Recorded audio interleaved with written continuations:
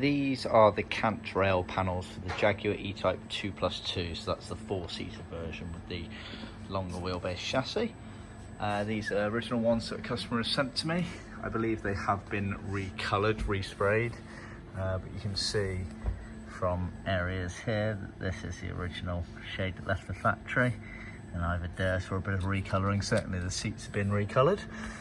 They have the chrome beading on the outside. This is the right hand cant rail as you're sat in the car.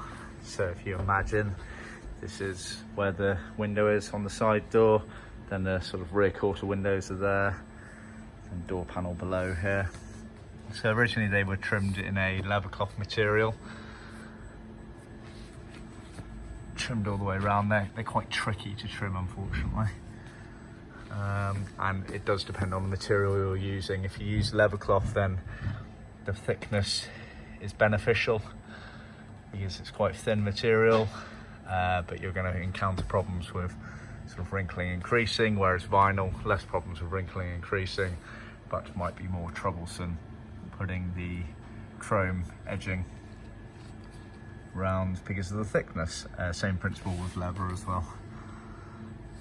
So we are going to be trimming these up for our customer. See our other video.